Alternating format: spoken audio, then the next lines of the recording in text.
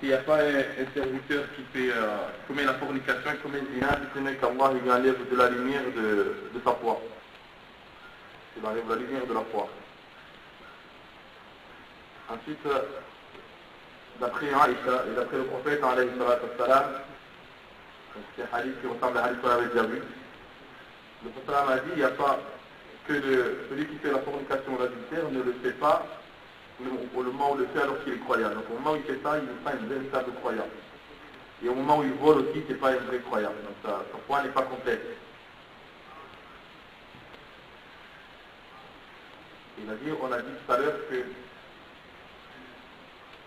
le zani, donc le fornicateur, au moment où il le fait, n'est pas au plus haut degré de la foi. C'est ça qui signifie le hadith. Ça ne veut pas dire que ce n'est pas un musulman, ce n'est pas un croyant. Ça ne veut pas dire qu'il a apostasie. C'est juste qu'il n'a pas le plus haut degré de la foi.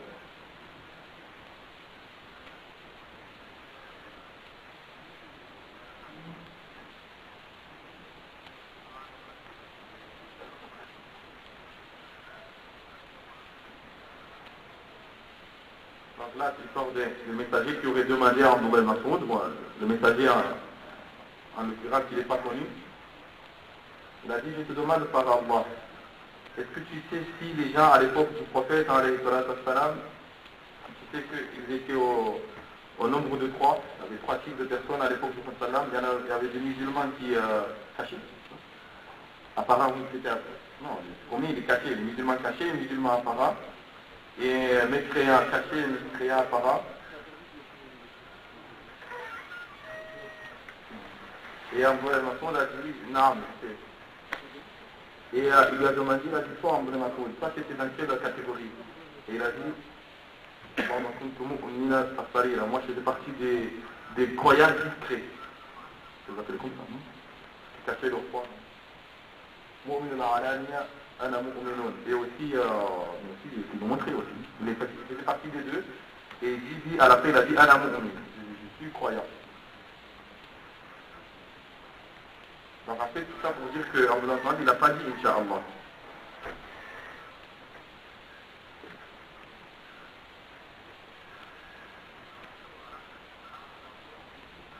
Tout ça pour dire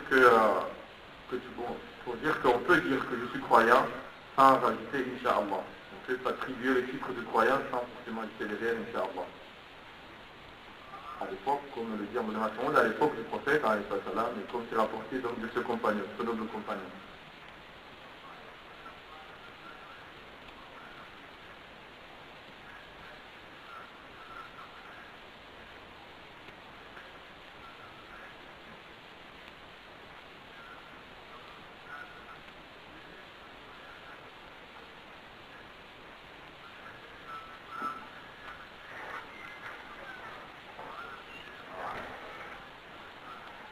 Donc là, on a demandé en Al-Qama, on a demandé, est-ce que tu es croyant, toi? Et il a dit, j'espère que je suis croyant. C'est déjà passé.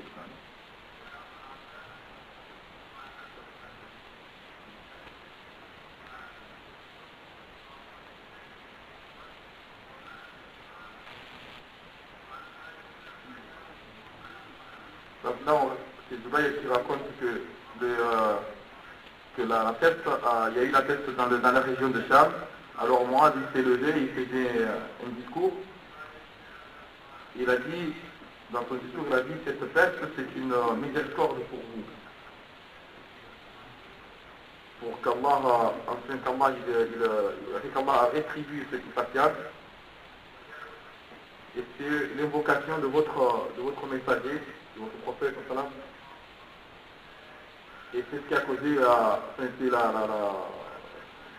cause de la mort des tués avant vous.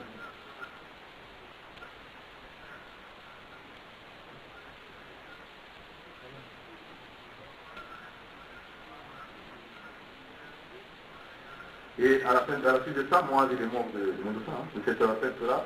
Et on a dit dans Inna lillahi wa inna ilayhi raji'un, c'est-à-dire que nous appartenons à Allah, c'est-à-dire que Allah est vers notre retour.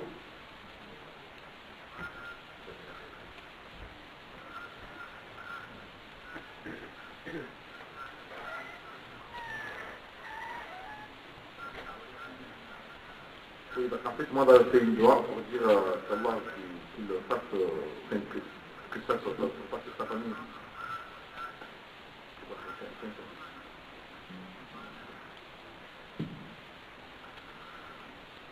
Donc ensuite, Mu'az, lui-même aussi a été atteint par la peste. Il était en train de mourir. Une personne est venue le voir et lui a dit, Mu'az lui a dit, pourquoi pleures-tu? Alors que Mu'az était en train de mourir. Il a dit, pourquoi pleures-tu? Il a dit, je pleure parce qu'il y a une science qui va être enterrée avec toi. Car Mu'az était quelqu'un qui avait beaucoup d'ilm, mais qui pleurait par rapport à la science qui allait être enterrée. Et Mu'az lui a dit, ne pleure pas. Et si tu es vraiment un talib al-ilm, apprends la science auprès de Abdullah ibn Mas'ud, d'Abu Darda, de Salman al-Farisi. Wa iyaka wa zillat al-alim. Et fais attention à l'erreur du savant. Il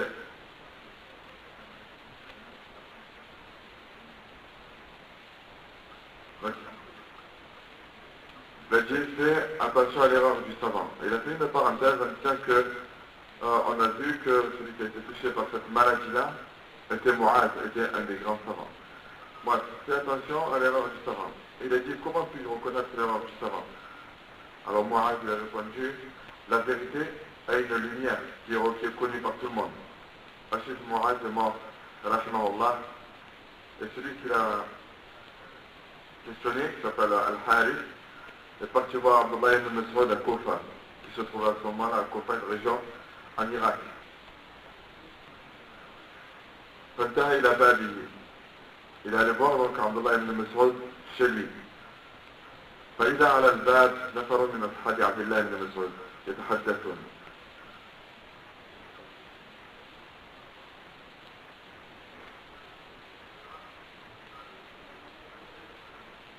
طيب. Donc il s'est rendu en Irak, à Kufa, chez Abdullah ibn Mas'ud.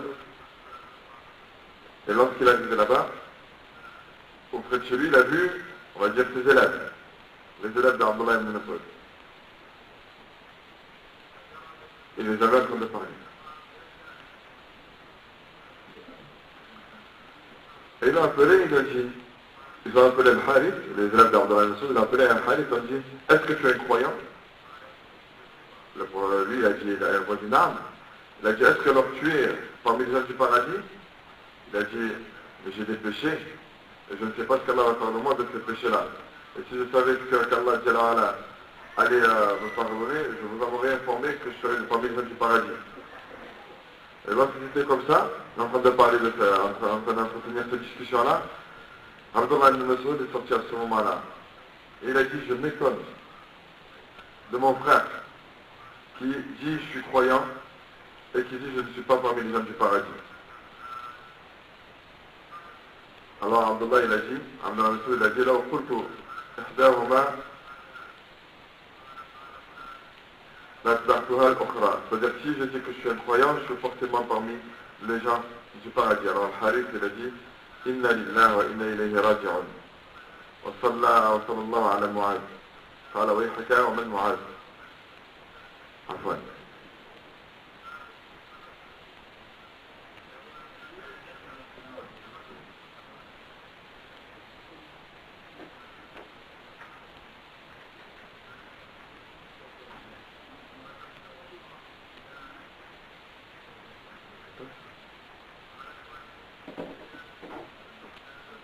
Donc voilà l'histoire. L'histoire suivante. Le hadith suivant. Abu Dhar a questionné le prophète en lui disant qu'est-ce qui sauve le serviteur de l'enfer? Le prophète a répondu la foi en Allah. Alors on a dit ô messager d'Allah, la foi est accompagnée d'œuvres.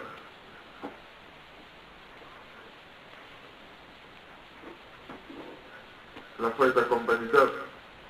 Et le prophète a répondu oui, tu donnes ce qu'Allah t'a octroyé. Hadith suivant.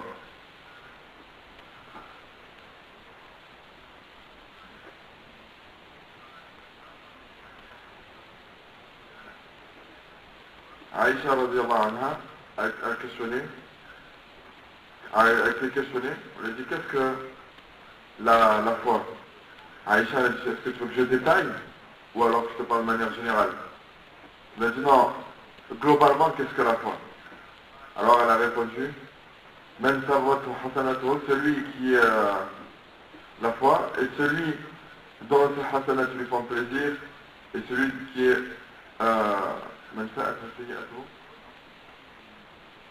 et celui qui reconnaît que ses péchés lui causent du tort. Celui qui voit ça est un croyant. Le prophète a dit aussi, le croyant n'est pas quelqu'un de vulgaire, ni quelqu'un qui maudit les personnes, ni grossier, et ni quelqu'un qui insulte. Je rappelle à ceux qui nous écoutent que là nous sommes simplement en train de lire un livre de l'imam Ibn Abi Shayba qui relate un certain nombre de hadiths de propos de salaf sur la foi, sur la définition de la foi. Hadith suivant.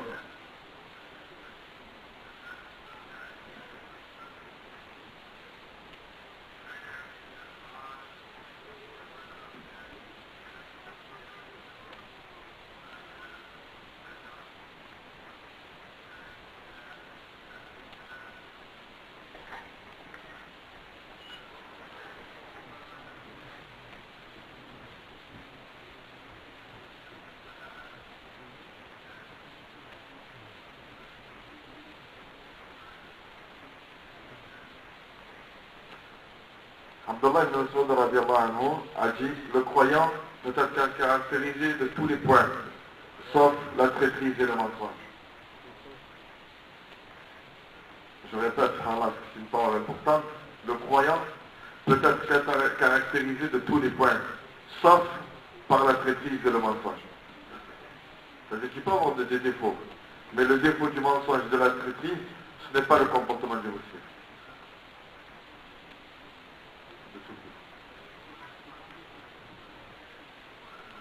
Car le croyant est quelqu'un qui dit tout le temps la vérité. Jamais il ne ment. Hadith suivant.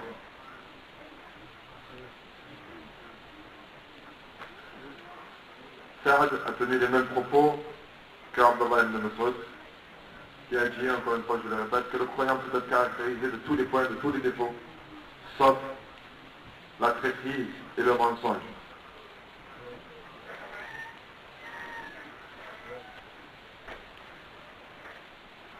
Et on attribue même cette parole au prophète, mais c'est le prophète, on l'attribue mais avec une chaîne de transmission qui a été qualifiée de faible.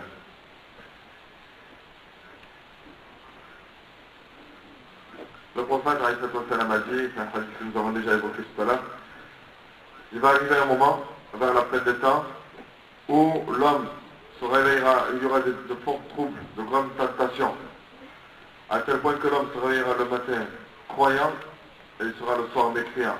Ou alors il sera le soir croyant et il se réveillera le matin mécréant.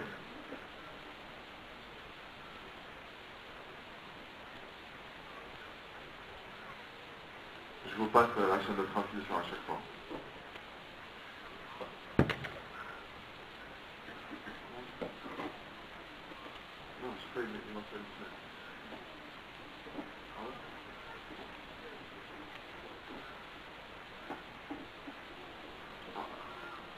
Alors, Muawiyah ibn al-Hakam al-Sulami, c'est un hadith qui est connu, qui est rapporté par Muslim.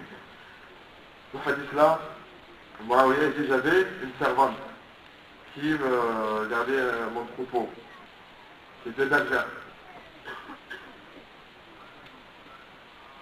Et un jour, on va dire alors qu'elle était peut-être insouciante, un loup s'est attaqué au troupeau.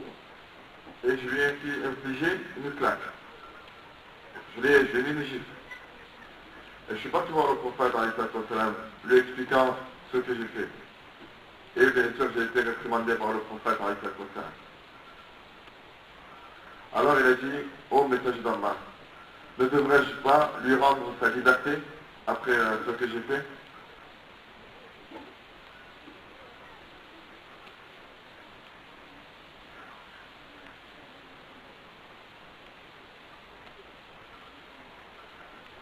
Donc ne devrais-je pas la franchir? Alors le prophète a dit, amène-la moi d'abord. Et le prophète lui a dit, où est Allah? Elle a répondu, fils sa mère, c'est-à-dire au-dessus des cieux. Écoutez bien la hadith, où est Allah? Elle a répondu, au-dessus des cieux. Et qui suis-je? Je suis le messager d'Allah. Et dans ce hadith-là, il y a la preuve qu'il est permis de poser la question, Aïn Allah? Où est Allah? Et quand on dit fils Sama, c'est-à-dire qu'Allah, on lui a attribué la direction du haut.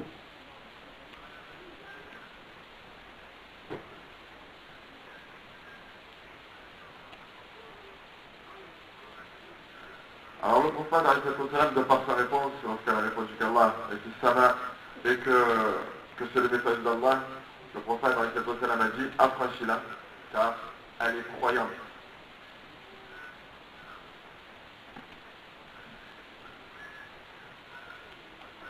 Ibn Abbas rapporte ce hadith-là aussi, mais d'une autre manière.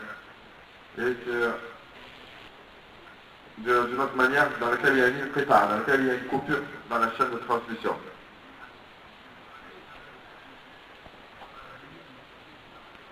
Un homme est venu voir le prophète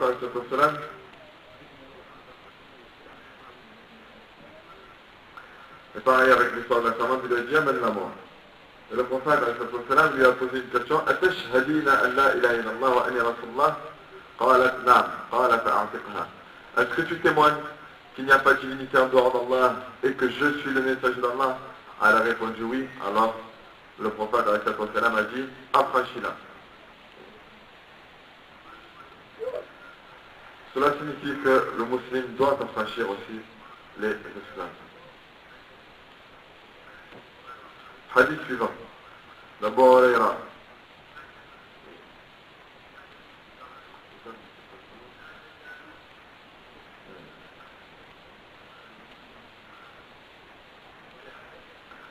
croyant est semblable. Le croyant est semblable à une terre.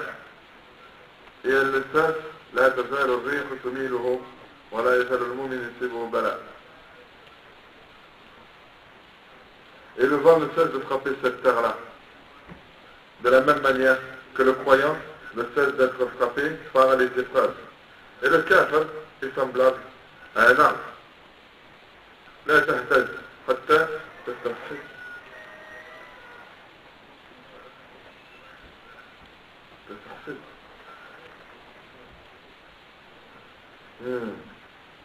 Et le kafir est semblable à un arbre stérile dans lequel on ne tient aucun profit. Hadith le 28.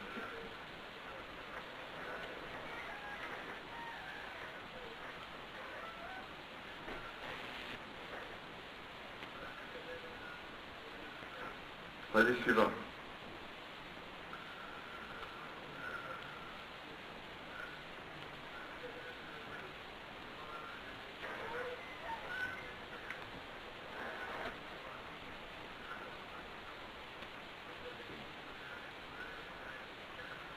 Car le Malik rapporte que le prophète a dit que le croyant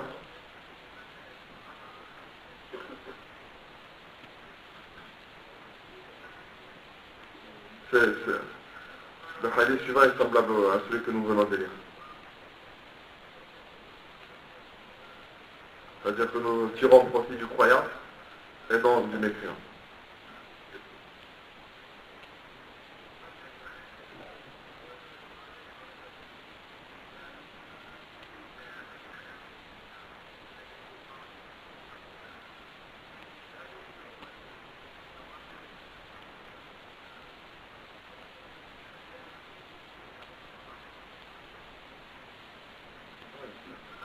Le cheikh il est un hadith semblable.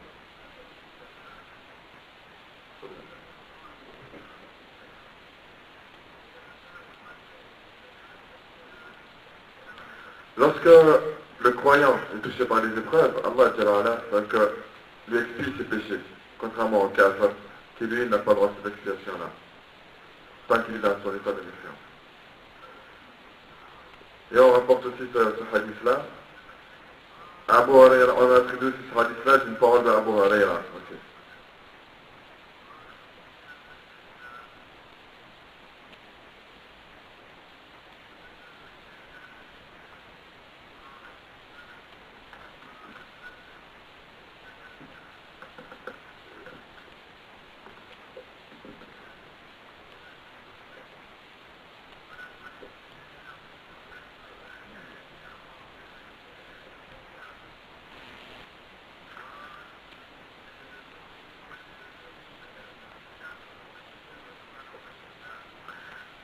Ibn Omar disait que l'exemple du croyant est semblable au palmier. Il donne du bien, on mange de ce palmier que du bon et il ne donne que du bon. C'est une parole d'Ibn Omar, mais qui est qualifiée de sage.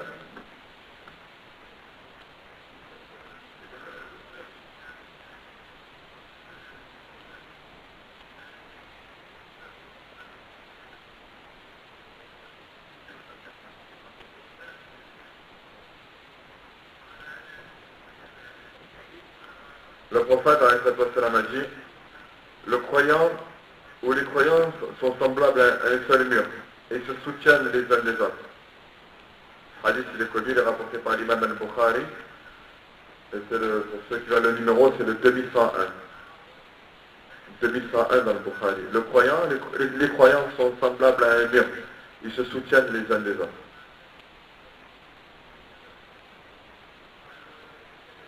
Hadith suivant.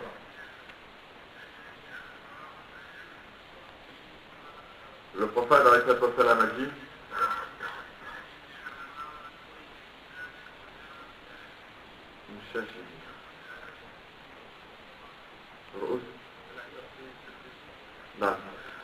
alors, le prophète a dit concernant Ammar ibn Yasir, on peut dire que son corps a été rempli de foi. Si on peut traduire ça en langue française, c'est-à-dire de la tête aux pieds. Ce hadith-là,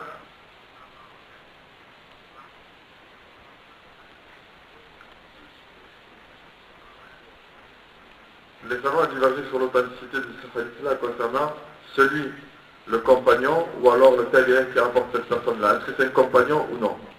Si c'est un compagnon, le hadith il est authentique. Si ce n'est pas un compagnon, le hadith il est pas. C'est-à-dire qu'ils sont tous d'accord pour dire que cet homme-là qui rapporte a vécu, pas tant que le prophète a vécu encore vivant, mais il diverge sur est-ce qu'il a vu le prophète ou pas.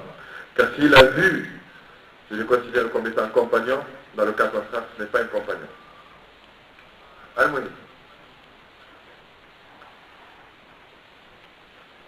Il est en train de répéter le même hadith. Donc j'en profite tout simplement pour vous dire que le compagnon, c'est celui qui a vécu avec le prophète, c'est celui qui a vu le prophète ou alors qui a rencontré le prophète et qui est mort tout en étant croyant. Qui est mort tout en étant croyant. Et qui a cru en lui pendant son vivant, c'est-à-dire pendant que le prophète était vivant. C'est la définition que l'imam al-Bukhari donne dans son recueil.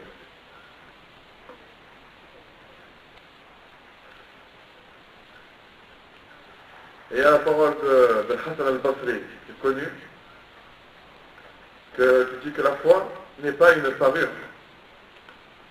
Que la foi n'est pas une parure, mais la foi est ce qui s'installe dans le cœur et qui est confirmé par les actes. Hassan al-Basri. Hassan al-Basri a dit que la foi n'est pas une parure, mais la foi est ce qui s'installe dans le cœur et qui se confirme par les actes.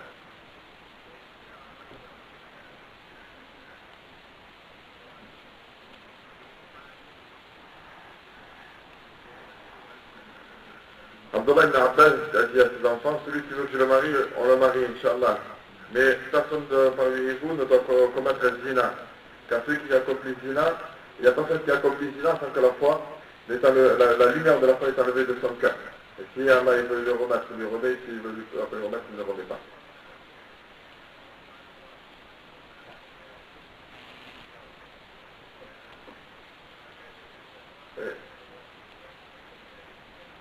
Certains, par rapport à Al-Hajjaj ibn Yusuf al-Saqafi, le qualifié de croyant. Et il dit, on s'étonne de nos frères qui qualifient, de nos frères en Irak, qui qualifient Al-Hajjaj comme étant un croyant. Al-Hajjaj, rappelons-le, c'était un tyran, c'était un injuste qui avait tué certains Sahaba et des Tabi'in.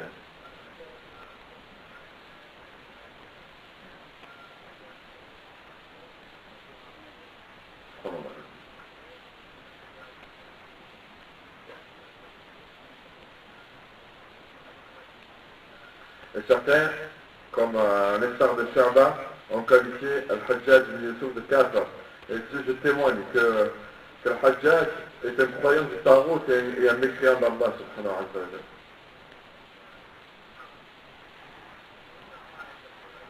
Il y a une règle à retenir dans ce chapitre-là, et qu'il ne faut pas qu'on salit et qu'on se désavoue, qu'on salit et qu'on se désavoue sur des personnes qui sont considérées comme étant des tyrans ou des transgresseurs qui ont transgressé les lois d'Allah parmi les dirigeants.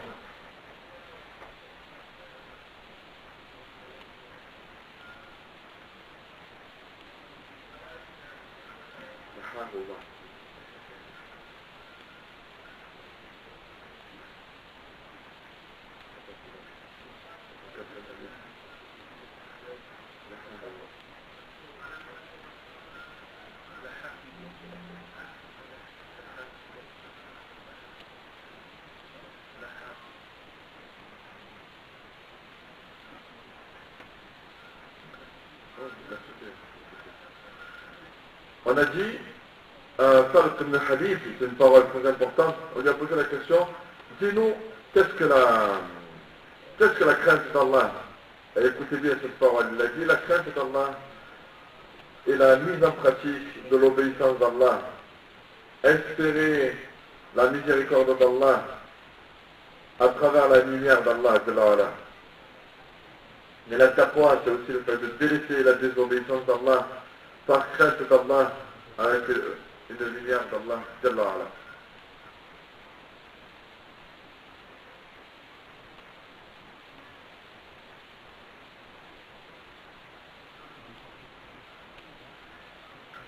Le prophète a dit dans un hadith authentique, n'est pas un croyant celui qui dort rassasié alors que son voisin a faim. C'est pas un croyant. Donc le prophète a rejeté le fait que quelqu'un puisse être qualifié de la foi complète alors que lui, il dort rassasié alors que son frère est touché par la faim. Abdullah ibn Amr a dit, il va arriver un moment où les gens vont se réunir et prier dans les mosquées alors qu'il n'y aura pas un croyant parmi eux. La hawla wa la quwwata illa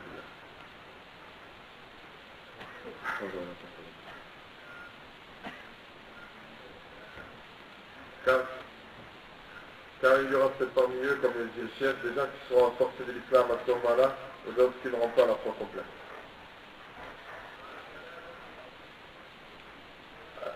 Anas ibn Malik a dit qu'il y a trois choses qui sont réunies dans le cœur du croyant, il goûtera la douceur de la foi. Premièrement, c'est qu'Allah est son prophète, il soit plus cher que toute chose, qu'il a mis personne pour Allah et qu'il déteste pour Allah.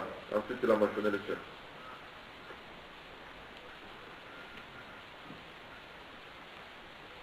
Que signifie le fait d'aimer Allah plus que toute chose? C'est le fait de faire devancer l'amour d'Allah et de son prophète sur toute chose, sur ses passions, sur ses désirs, tout ce qui a été mentionné hier dans le temps.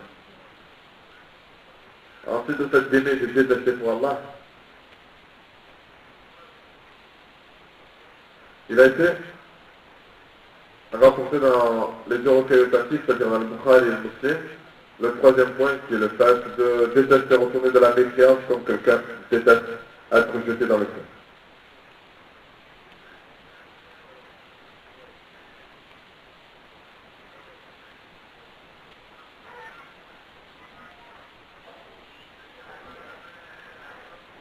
Al-Miswar ibn Makhrama ibn Abbas sont entrés chez Abdullah ibn Omar, chez Omar ibn Khattab, lorsqu'il a été blessé, c'est-à-dire poignardé au moment de sa mort. Alors il a dit as-salat. Et Abdullah ibn Abbas, c'est notre compagnon, il dit إنه لا يحط لأحد في الإسلام أضاع الصلاة. Il n'y a personne. Il y a celui qui délaisse la prière n'a aucune part en islam.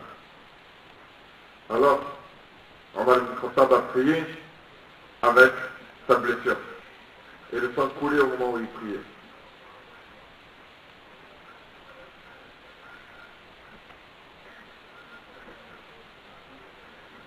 Alors là, le cheikh dit, qu'en est-il, subhanallah, alors que Omar ibn Khattab, lui, priait avec le sang qui coulait dans cet état-là. Qu'en est-il donc de ceux qui délaissent la prière alors qu'ils sont en bonne santé? Hadith suivant. Al-Qama disait à ses compagnons, venez, réunissons-nous afin que nous augmentions notre foi. Hadith suivant. Mu'az avait une même parole, et cette parole-là, vous les trouvez normalement dans le Bukhari, Inch'Allah, dans lequel Mu'az disait, asseyons-nous afin que nous croyions pendant une heure.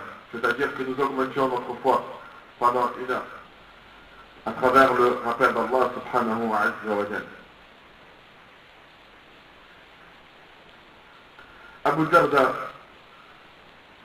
avait l'habitude de demander à Allah dans ce dua, oh Allah, je te demande une foi qui perdure, une science bénéfique et une guidée dans la droiture.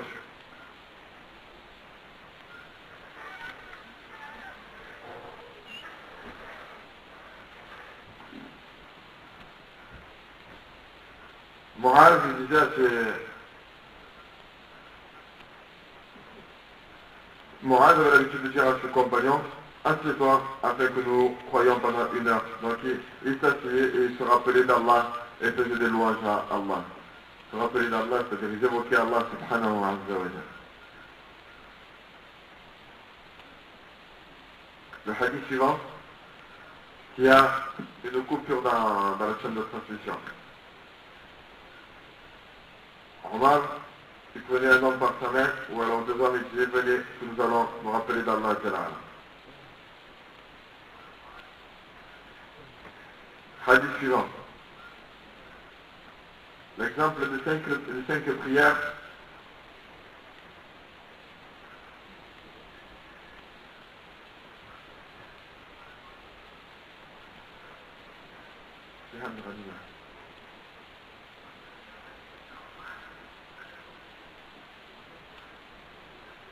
L'exemple des cinq prières sont semblables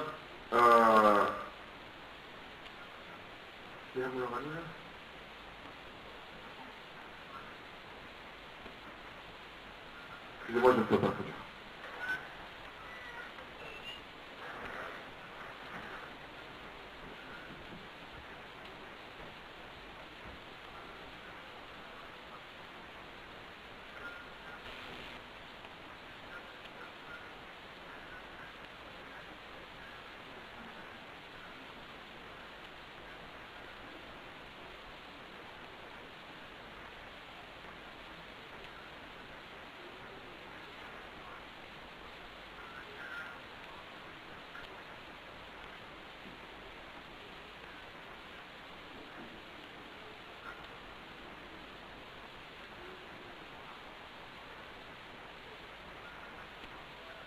Hadith suivant.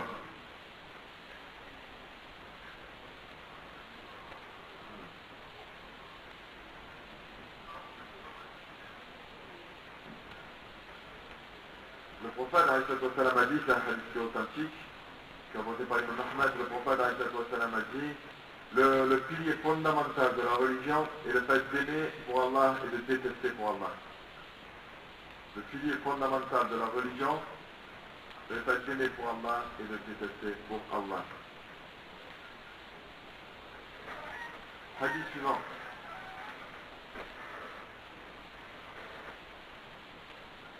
Le Mujahid qui dit, qui dit que tu as tenu les mêmes propos que le prophète, que le pilier fondamental de la religion est le fait d'aimer pour Allah et de détester pour Allah.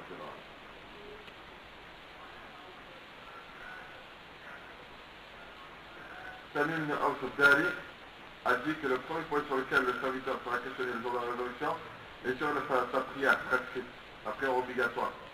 Et si il accomplit de la manière parfaite, alhamdulillah. Dans le cas contraire, il sera demandé, on demandera aux anges, est-ce qu'il a accompli des actes surrogatoires afin de compléter par ces actes surrogatoires les obligations.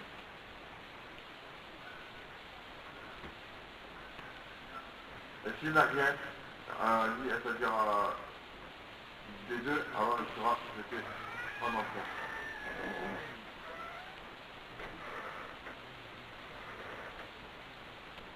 Et à la base, ce port-là est petit.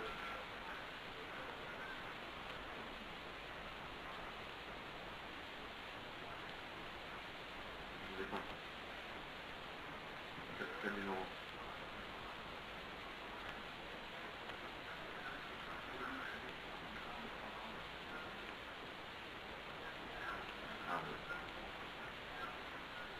Regarde Aouf ibn Malik. Le prophète a vu Aouf ibn Malik. Et il a dit, comment te sens-tu? Il a dit, je me sens comme un vrai croyant. Alors le prophète a dit que chaque parole a une vérité. Et qu'est-ce qui montre que tu as réalisé la foi? Il a dit, ya Rasulallah, je me suis séparé de la dunya. Je suis divorcé de la dunya. Je passe mes nuits à veiller.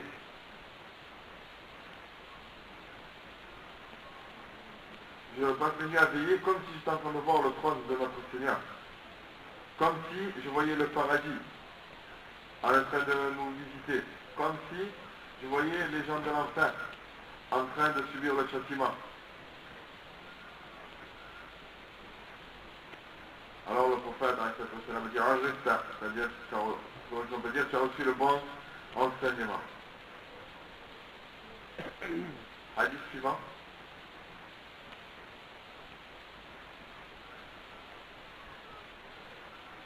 Hadith Harith ibn Malik, dans lequel le prophète a dit, comment te sens-tu? Il a dit, je me sens comme un vrai croyant. Il a dit, qu'est-ce qui te dit que tu es un vrai croyant? Et il a dit les mêmes propos. Il a dit, je passe mes nuits à veiller comme si je voyais le trône de notre Seigneur. Et ces deux hadiths-là,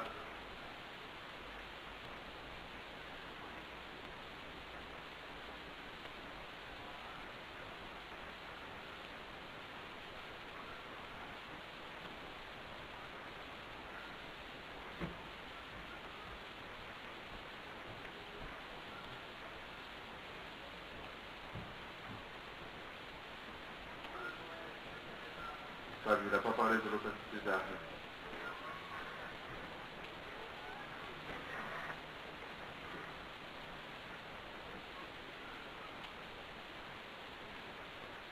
Abdullah ibn Rawaha prenait ses compagnons par la main et leur disait, venez afin que nous croyons pendant 1 heure. Donc ils évoquaient Allah et leur foi augmentait. Et leur disait, venez afin que nous soyons dans l'obéissance d'Allah. Et il se rappelait donc d'Allah Jalala. Et peut-être qu'en se rappelant d'Allah Jalala, Allah Jalala nous accordera son pardon.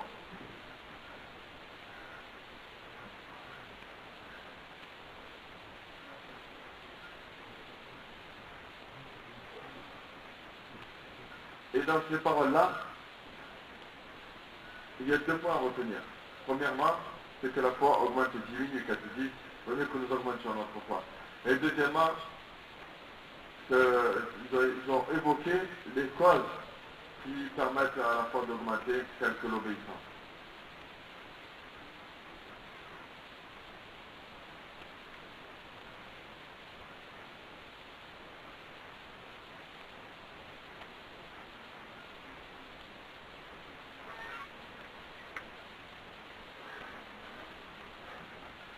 Ali disait que la foi repose sur 3 points d'appui.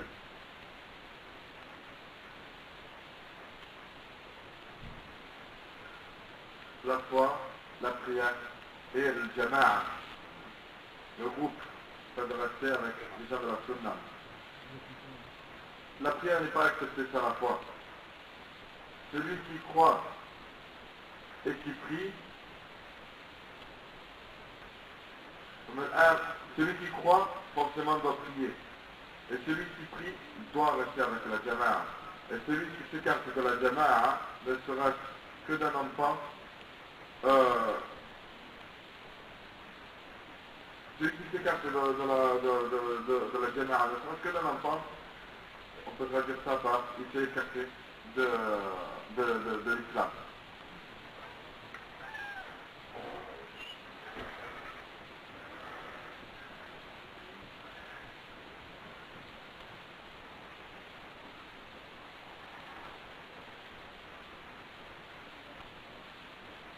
Hadith suivant. Le prophète a dit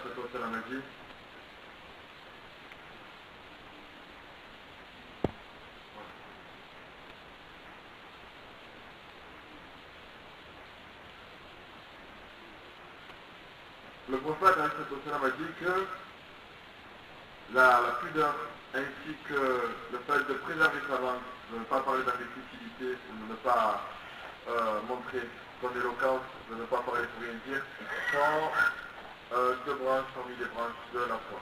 Hadith al-Fajr.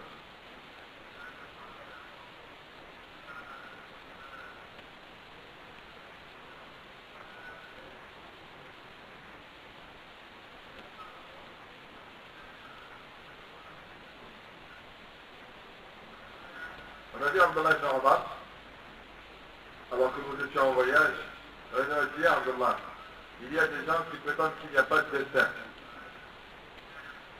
Alors, Abdullah ibn Abbas a dit, ces gens-là sont-ils parmi les musulmans qui prient en direction de la Qibla? Il dit, non, ce sont des gens qui sont en direction de la Qibla. Alors, Abdullah ibn Abbas s'est mis en colère.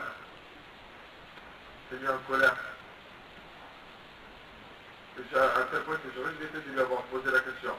Et il a dit, lorsque tu vois ces gens-là qui se réclament de l'islam et qui prétendent qu'il n'y a pas de destin, informe-les que je me désavoue de ces gens-là et que eux ils se désavouent de moi.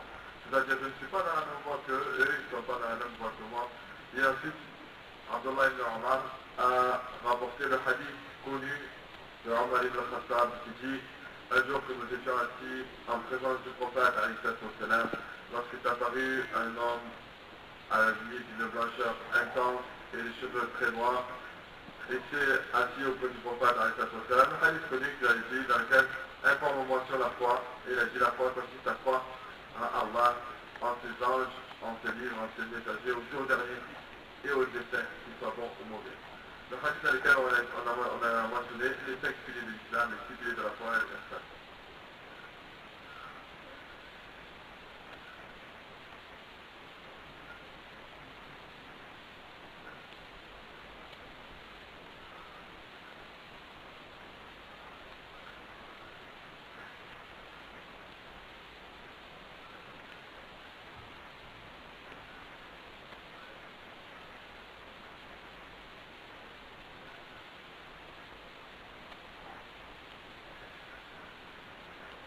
Le hadith là, il y a une preuve que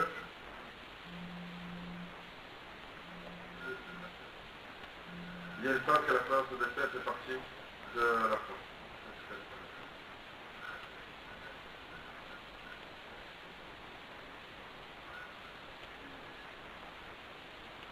Ensuite, hadith suivant.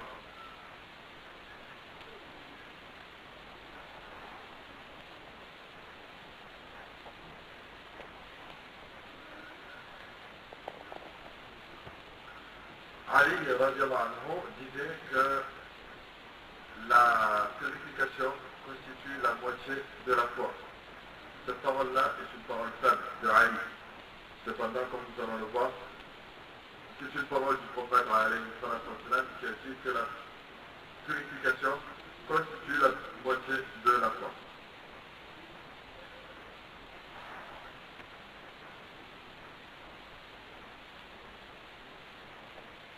Qu'est-ce que la purification de l'islam?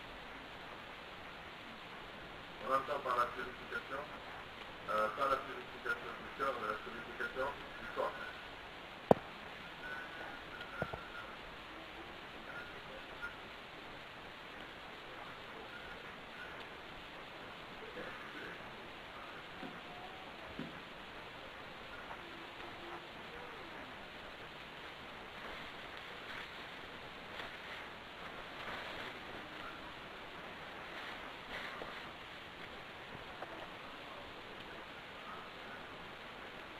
différence entre al-Tohor et al-Tahor. Al-Tohor et Tahor. Al-Tohor, c'est l'acte de se purifier, alors que Tahor, c'est l'eau avec laquelle on se purifie. Pareil pour le wudu et al-wadu. Al-wudu, c'est l'acte de faire les ablutions, et al-wadu, c'est l'eau qu'il y a dans notre tasse quand on fait les ablutions. Ouais, c'est ça.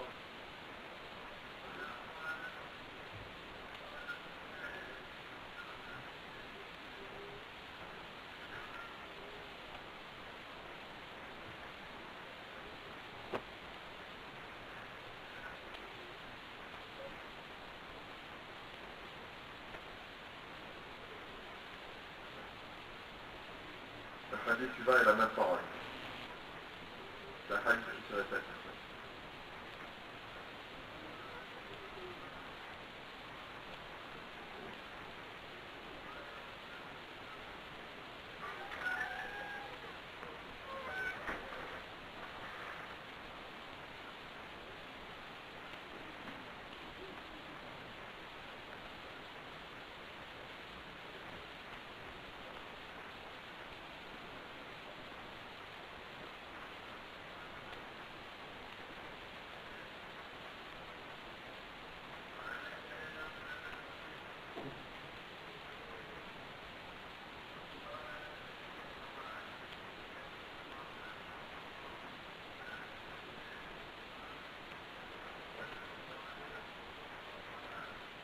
Ibn Amr disait que les piliers de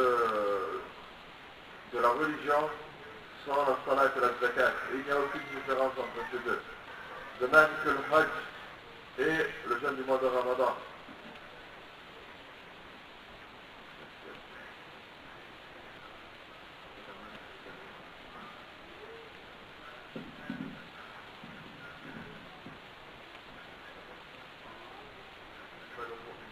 Donc, dans ce hadith que le cheikh rapporte, le prophète alayhi salatu wassalam a dit que le croyant ayant la foi la plus parfaite, c'est celui doué ou c'est celui doté du meilleur des comportements. C'est-à-dire celui qui a le meilleur comportement, c'est celui qui a la foi la plus parfaite.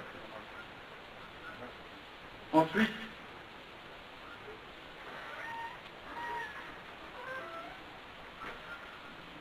Ali était dans un coin de la mosquée et il lui a demandé, c'est-à-dire un homme est parti vers lui, il lui a dit: ô prince des croyants, que penses-tu d'une femme qui ne prie pas? Et là, Ali a répondu: celui ou quiconque ne prie pas, ou cette femme-là, ici en l'occurrence, qui ne prie pas, est une mécréante. Ensuite, le cheikh précise que ce récit, il y a certaines choses à dire par rapport à sa chaîne de transmission et qu'il n'est pas authentique.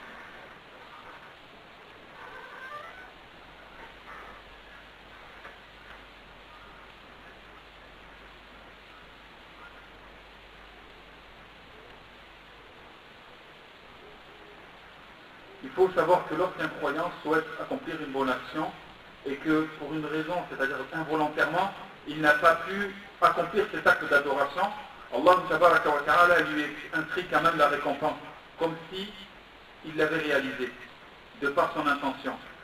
Celui qui a l'intention de faire une bonne action, mais qui pour une raison ou une autre n'a pu accomplir cette bonne action, Allah tabaraka wa ta'ala lui inscrit quand même la bonne récompense grâce à sa bonne intention. Car s'il l'avait pu, il l'aurait fait.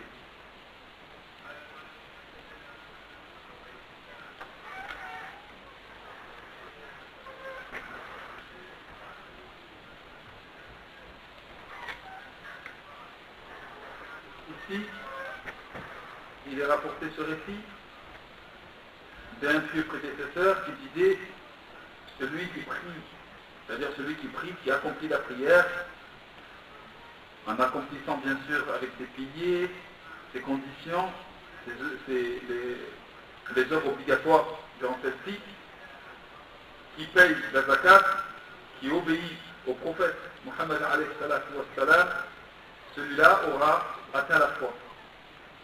Et quiconque, c'est-à-dire aura la moitié de la foi, aura réalisé la moitié de la foi.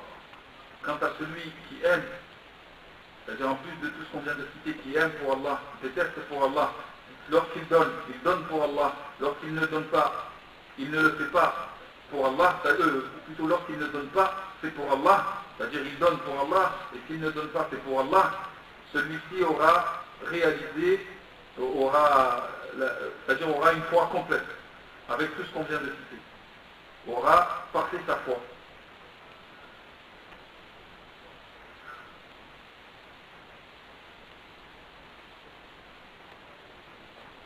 Ici, on a demandé à un vieux prédécesseur en lui disant, c'est-à-dire un homme a pris la main de Maksoul et lui a dit: oh, Abawah, que penses-tu d'une prière qui délaisse une prière de manière volontaire, c'est-à-dire il ne prie pas de manière volontaire, il n'a pas d'excuse, et il ne prie pas, il laisse les prières passer, il ne prie pas. Là, il a dit, c'est un croyant désobéissant. Ensuite, il a serré sa main et lui a dit: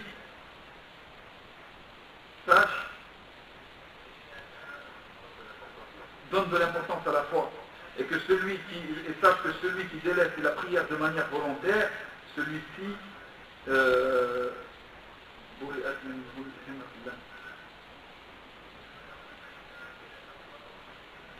c'est-à-dire il n'est plus sous la protection d'Allah tabaraka wa ta'ala. Et celui qui n'est plus sous la protection d'Allah tabaraka wa ta'ala, celui-là est mécréant, aura mépris.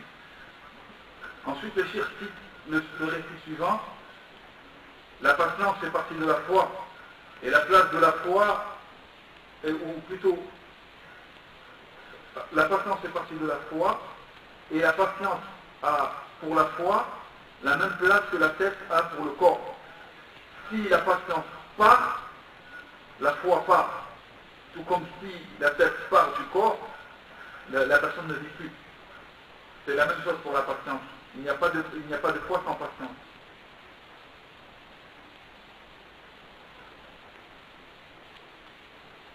Ensuite, il va citer le récit suivant.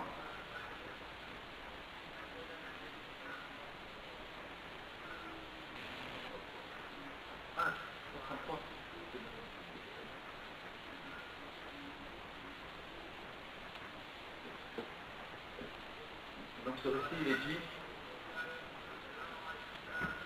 c'est-à-dire les prédécesseurs disaient: celui qui a dans son cœur une atome de foi ne rentrera pas en enfer. Ceci signifie que la foi, les gens par rapport à la foi ont différents degrés. Et que la foi peut donc baisser jusqu'à devenir comme celle qu'on vient de citer. Ensuite, il rapporte le récit que le prophète alayhi salatu wassalam disait: le pilier de la foi, ou plutôt la colonne vertébrale de la foi, ou ce qui permet de tenir la foi, ou ce qui est donc comme le pilier ou la colonne vertébrale de la foi, c'est d'aimer pour Allah et de détester pour Allah. Lorsqu'on aime, c'est pour Allah, et lorsqu'on déteste, c'est pour Allah. Ensuite, il cite le récit suivant où Omar ibn al-Aziz a écrit à un compagnon à lui: sache qu'après la foi, il y a des actes obligatoires à accomplir, des choses à ne pas faire, des ordres à respecter et des sunan à accomplir. Celui qui parfait tout ce qu'on vient de citer, c'est-à-dire accomplit les actes obligatoires, s'éloigne des interdits et accomplit donc les sunnas du prophète alayhi salatu wassalam, celui-ci aura parfait sa foi. Ce qui signifie que celui qui n'aura pas réalisé ces choses-là n'aura pas une foi parfaite.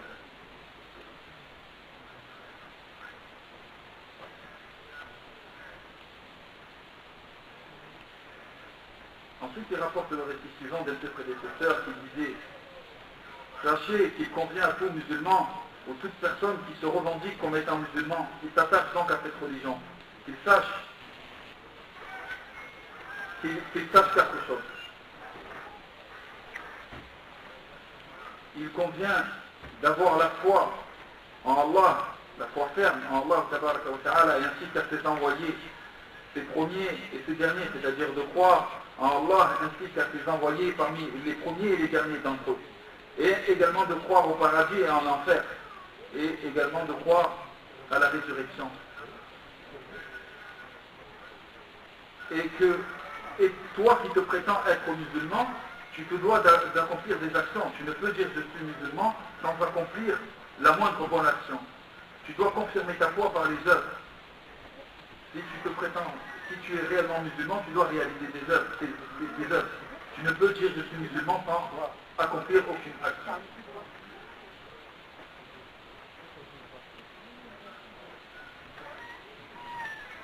Et il te faut également que tu saches, toi qui te prétends musulman, que tu dois apprendre la science afin d'accomplir les actions de la manière qui t'est demandée, c'est-à-dire de la bonne manière. Ensuite, celui qui rapporte donc ce récit, il a lu le verset où Allah tabaraka wa ta'ala dit « Wa inni la ghafarun » et je suis certes celui qui pardonne à celui qui se repent, qui croit, qui réalise des bonnes œuvres et qui suit la voie droite. Ensuite, le cheikh cite le récit suivant. Que les deux prédécesseurs disaient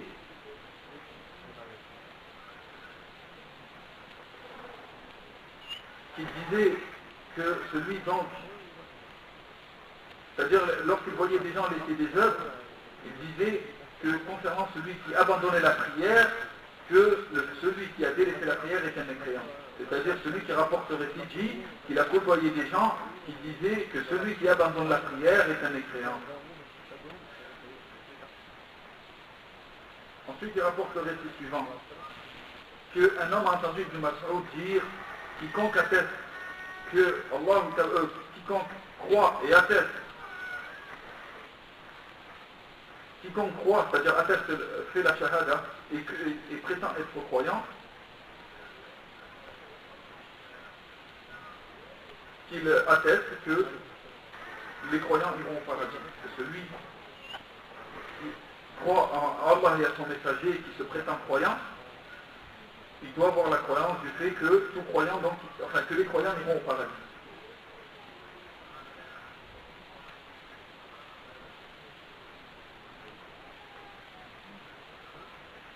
Pourquoi ensuite, après avoir cité ce récit, il rapporte un autre récit où on demandait à un vieux prédécesseur en lui disant il y a des gens qui prétendent que les croyants n'iront pas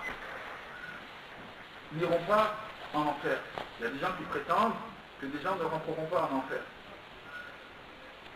Et donc là, l'homme lui a répondu en lui disant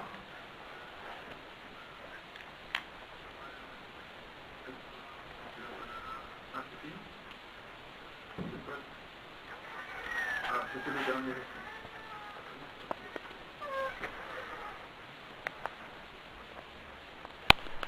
Donc en fait, cet homme est parti voir a demandé à ce deux prédécesseurs, il lui a dit, il y a des gens qui prétendent que les croyants n'iront pas en enfer. Est-ce que c'est vrai? Donc là, l'homme lui a répondu, oui, c'est vrai. C'est vrai que les croyants ne résideront pas en enfer de manière éternelle. Ensuite, là, maintenant, il y a un débat, apparemment, ou une discussion entre le chiffre et un frère, mais de là où je suis, je n'entends pas. Une personne qui croit, puis devient mécréante, et ensuite revient à l'islam. Qu'il faut que cette personne-là sache que les œuvres qu'il a accomplies avant de sortir de l'islam, c'est-à-dire une personne a apostasié, c'est-à-dire une personne était musulmane, après elle a renié l'islam, après elle a fait tawba, elle est revenue en islam, il faut qu'elle sache que les œuvres qu'il a accomplies auparavant, les bonnes œuvres qu'il a accomplies auparavant, c'est-à-dire avant d'apostasier, avant son repentir, lui sont maintenues. C'est-à-dire une personne qui a fait un hajj, après elle a apostasié, et ensuite elle a fait tawba, elle est revenue à l'islam, qu'elle sache que le hajj qu'il a fait auparavant lui sera accepté. Il n'y a que s'il meurt dans la mécréance que toutes ces bonnes actions sont annulées. Mais tant qu'il est encore en vie et s'il se repent, les bonnes actions qu'il a fait auparavant, c'est-à-dire avant, lui seront maintenues. Est-ce que c'est clair? C'est extraordinaire. Ensuite, là, c'est un peu des débats, donc des gens posent des questions. Ensuite, ici, il y a quelqu'un qui pose une question concernant un groupe qu'on appelle Murji'atul Fuqaha. C'est un groupe de gens qui disent que les actes ne font pas partie de la foi. C'est-à-dire qu'ils pensent que la foi c'est la langue et le cœur, sans les actes. Donc le cheikh explique que cette croyance-là est une erreur et que la divergence entre les gens de la sunna et ces gens-là est réelle. Ce n'est pas une divergence simplement au niveau de la parole, mais il y a réellement une divergence entre les gens de la sunna. Les gens de la sunna ne disent pas comme eux disent. Les gens de la sunna disent que la foi c'est la langue, le cœur et les actes. Alors que ces gens-là disent que la foi c'est uniquement la parole et les actes. La parole et le cœur en fait.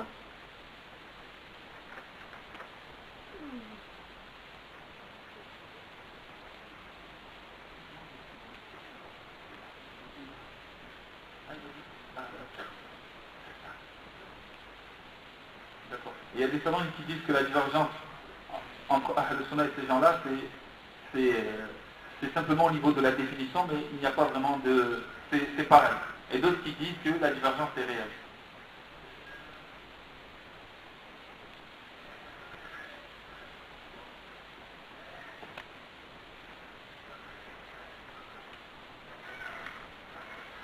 Ensuite, il convient de faire attention.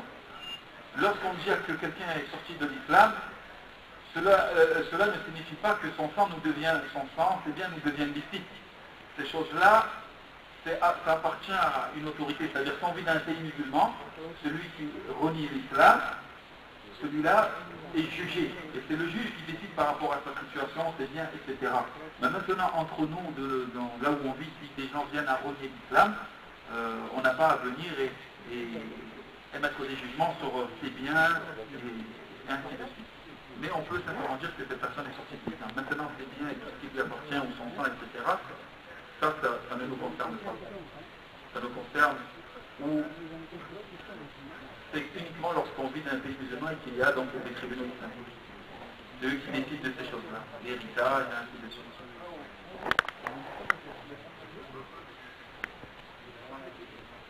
Concernant les gens de l'innovation, c'est-à-dire des gens qui accomplissent des actions qui accomplissent des actions innovées, est-ce que ce sont des croyants ou pas?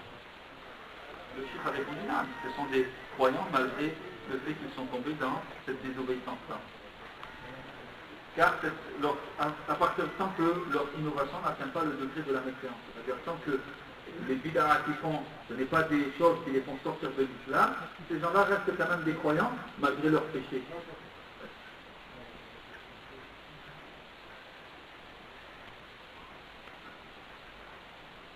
Il convient donc de faire attention car de ne pas se précipiter à émettre des jugements sur des personnes avant d'avoir fait une recherche approfondie et d'avoir la science adéquate. Est-ce que tu peux demander, on n'entend pas pour traduire? Est-ce que lever la voix pour le... Là donc ce sont des séries de questions-réponses que frères participent où il y a un débat, les frères posent des questions par rapport au livre qu'on vient de voir, ils posent des questions par rapport au livre qu'on a vu, demandent des explications, demandent des détails, et donc le cheikh répond à leurs questions liées au sujet que nous venons d'aborder. Là on n'entend pas très bien.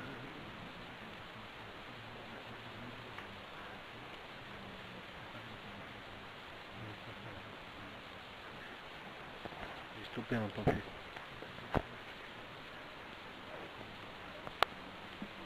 La question qu'il lui posait, c'est concernant une chaîne de transmission.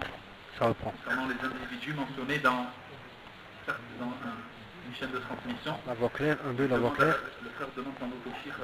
Chez Yassine, tu m'entends pour traduction? La Klofik. Et là, le shir donc nous dit de qui s'agit-il. Inch'Allah, pour expliquer cette personne-là. C'est-à-dire la personne qui rapporte ce récit.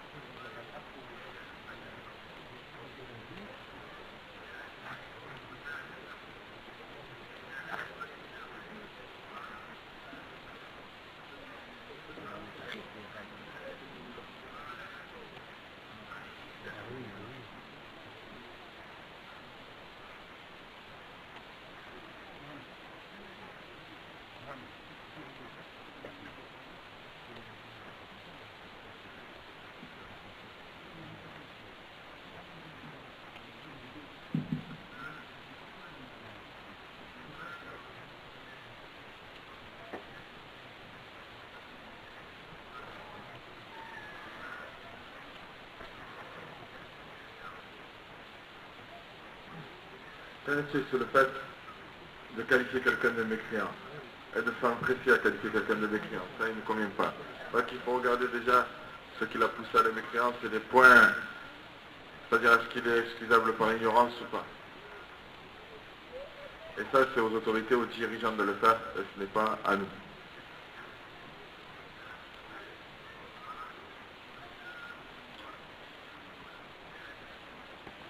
Et qu'en est-il du fait de se moquer de la religion? Mais qu'en est-il du fait d'appliquer? Wow. Donc,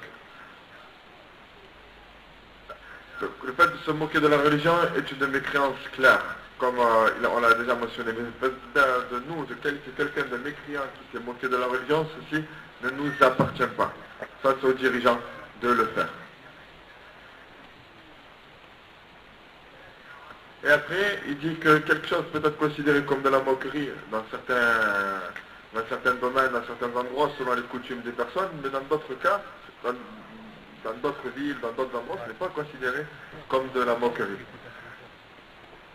Donc c'est pour ça que c'est aux dirigeants d'en donner le jugement. Le fait que Allah il sortira de l'enfer celui qui avait un atome de foi. Qu'en est-il?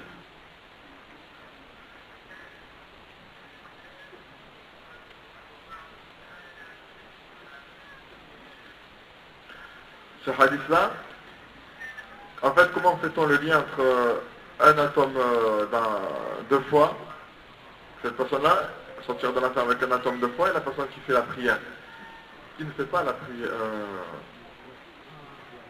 qui ne fait pas la prière, et il dit qui ne fait pas la prière, et il dit qu'il n'y a pas de contradiction, car un atome de foi ne signifie pas que la personne ne fait pas la prière, et le prophète n'a-t-il pas dit que la personne peut être récompensée de sa prière d'obtenir qu'un dixième ou qu'un neuvième ou qu'un huitième, comme il est venu dans le hadith.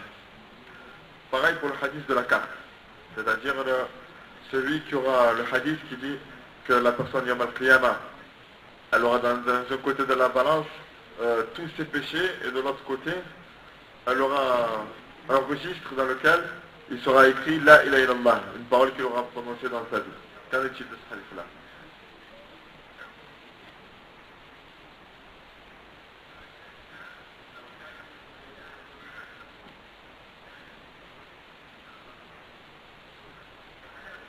Il a dit dans tous ces hadiths-là qu'il prête à plusieurs interprétations, qui donnent des suppositions.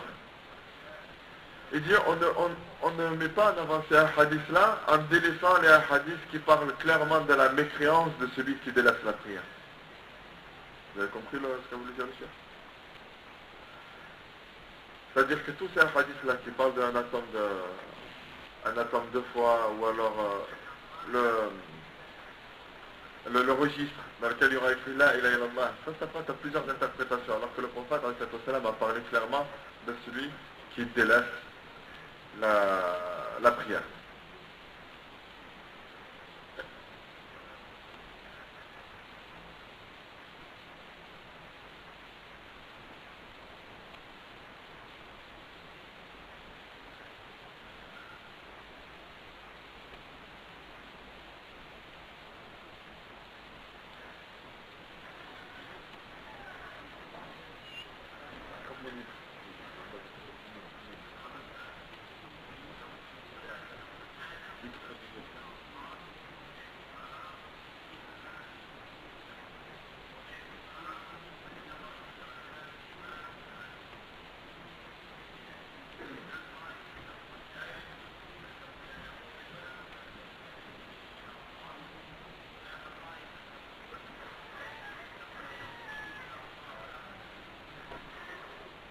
On a vu que par rapport à la parole Inch'Allah, je suis croyant Inch'Allah, qu'en fait il y a les deux groupes. Il y a un groupe qui dit qu'il n'y a pas besoin de dire Inch'Allah et l'autre qui dit qu'il faut dire Inch'Allah. Mais on a détaillé qu'en fait quand on dit Inch'Allah, c'est de se dire je suis croyant, Inch'Allah, lorsqu'on entend je suis croyant jusqu'à la mort.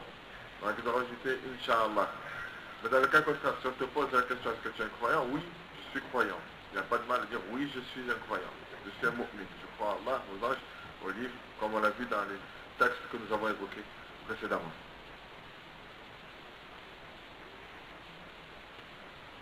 Salam, wa rahmatullah wa barakatuh.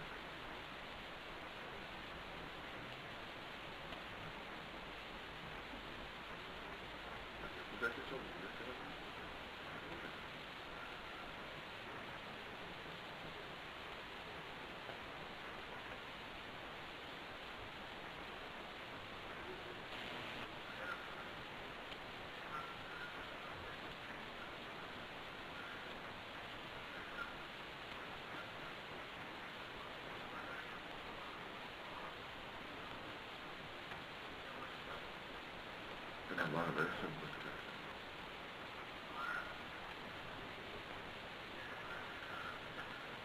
Le frère a posé une question sur la situation actuelle de la plupart des gens qui se réclament de l'islam en France, des musulmans en France, sur le fait de se dire nous sommes musulmans, mais il n'y a aucune pratique. Pas que la prière, mais plus que la prière, c'est-à-dire le jeûne, que la personne ne met aucune pratique en islam. Il dit donc nous, notre rôle là-dedans, c'est de les aider à accomplir le dîn et de les ramener vers la religion. Mais cependant, Allah dit dans Surat Al-Imran, obéissez à Allah, obéissez à son messager, et s'ils se détournent, alors Allah n'aime pas les mécréants. Allah donc a nommé mécréants. Allah a nommé mécréants, donc ceux qui se détournent de l'obéissance d'Allah. Est-il permis d'enterrer le musulman avec le non-musulman? Il a dit oui, s'ils sont écartés, c'est-à-dire s'ils sont chacun dans leur carré. Si les tombes sont mélangées, par contre, il n'est pas permis. Et à Saint-Pierre, vous voyez que c'est un peu mélangé quand même.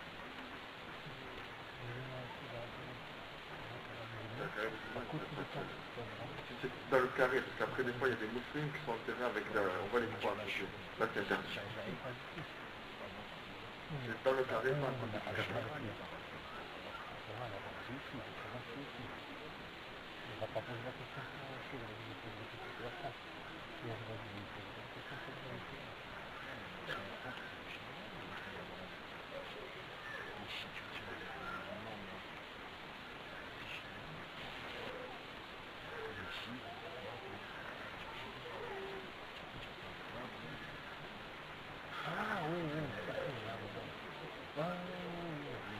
en fait, on est en train de parler de la viande.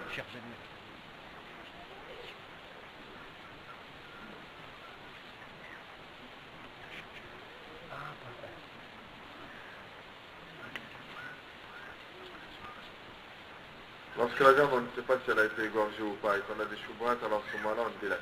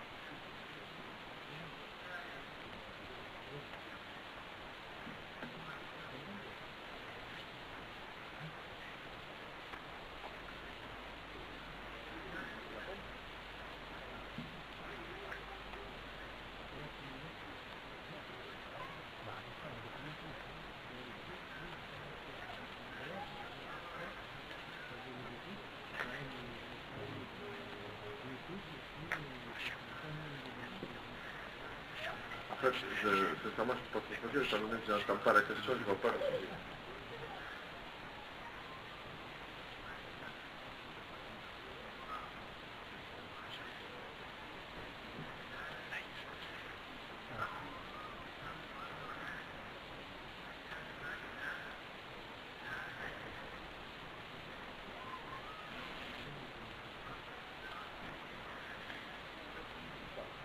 apparemment, il parle du fait de l'apprentissage. Et il dit que c'est mieux d'apprendre auprès des savants directement, auprès des chiours, d'avoir une certaine compagnie, une certaine moulazama.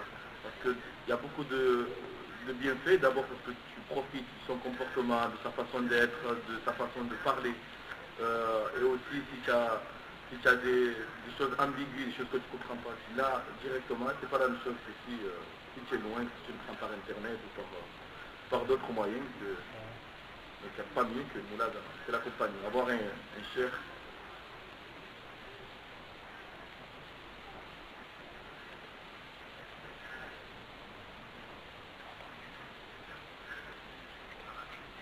Quand je te trouve devant un alim, devant un savant, beaucoup de choses ambiguës s'éclaircissent.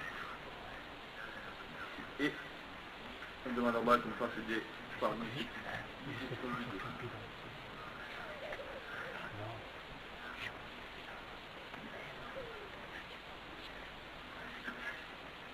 Le cher Dieu veut que vous laissez tranquille. Voilà. Le cher veut que vous laissez tranquille. Ouais, il va prendre l'avion là. Oui, mais là,